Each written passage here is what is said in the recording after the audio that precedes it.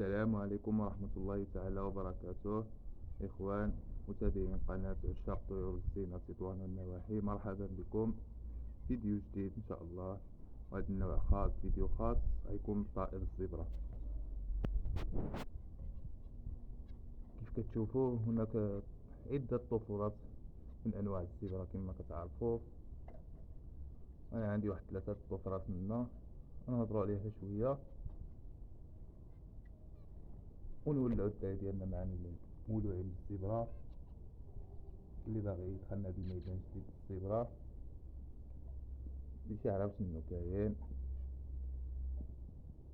ويعرف ظروف المعيشة تاع الطير، شنو كيحتاج باش يتوالد وباش يكون عنده إنتاج مزيان، وباش يحاول يخرج طفورات ديالو خاصة به، ولا يحاول يخدم على الحجم، لأن الحجم والطفورات اليوم عندهم تركيبات خاصة بهم لإنتاج أحسن طائر زبرة يمكن تشوف جسمك.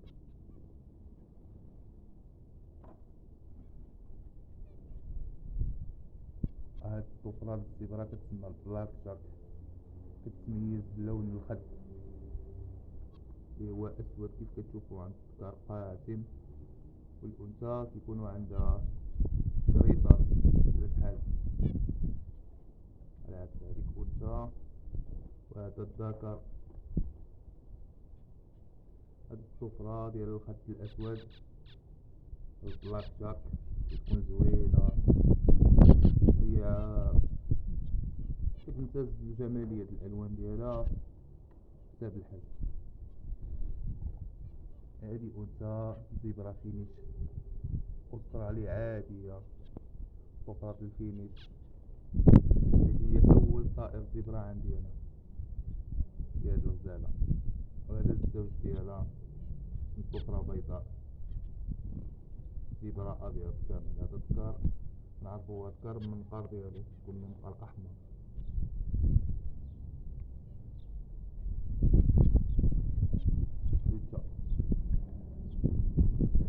وهذه الطفرة أخرى ذكر زبرة فينيش، طفرة جميلة مولود عام في الدار، الإنتاج ديالي خاص بيا من أب وأم فينيش بحالو. وهذه طفرة إيزابيل، أنثى الطفرة ديال إيزابيل ولا كما كيقولوا الدراري القورية، ما هي بيضاء، ما هي لون رمادي ولا كنقولوا كريمة. سبحان الله. كانت طفرة الإيزابيل مكوبليها مع ذكر فينيش، وهنايا كوبلة ديال بلاك جاك زبرة خد أسود، وهنا كوبلة ذكر أبيض حليب كامل مع أنثى فينيش. إن شاء الله الرحمن الرحيم. هادو راه جامعين العش، ولكن باقي مكاينش البيضات لأن باقي وقت قريب. أما الطفرة ديالنا إن شاء الله بإذن الله كاينة البيضاء، معرفتش واش كتبان لكم ولا لا، وين كاينة بيضة في العش ديالهم. وهاد الزبرة هادو راهم ما عندهم زويجات تبارك الله ما شاء الله. كما كتلاحظوا القفص ضروري يكون كيحتاج على سيدية عش.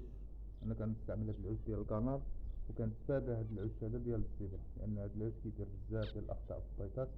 بعد نهضروا عليهم في فيديوهات. هاد العش كيسبب لك انه يموتوا لك الفراخ بزاف، بعد غنزيد نشرح لكم فيديو خاص عليه. المهم القفص هكا العويدات. العود الثالث اللي كيجي قريب للدار الراحة كيتسمى سيبيا، الأكل ديالهم الماء ديالهم ساعة هاديك الخضراوات قاعدة خاص كل مرة. المهم العظام السيبيا ضروري، والعش ضروري لأن الزبرة كتعاش في العش. الفصائل الجسيمية الله أكبر. وبالنسبة للحنانة ديالهم هما حنانين كما كتشوفوا. ما الطير ملي كيولف معاك يولي حنين كيبقاش يخاف.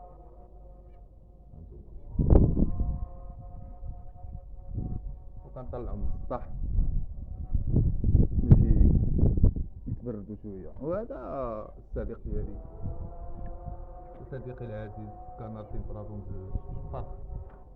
يلا شامبور عنده شي شهرين وشي حاجة. تهلا فيها عاود شي تولي تهلا فينا بكامل. إذا نبقاو مع هاد الشي هذا. شكرا لكم، وانا في اي استفسار انا نجاوب عليكم. يكفي انك تضغط على زر اشتراك ولايك اذا عجبك الفيديو، ولا ما عجبك شي لايك، لان بلي طيروا بحالي وياك عندنا ولاعة واحدة، وانا نجاوب ان شاء الله على كل استفسار.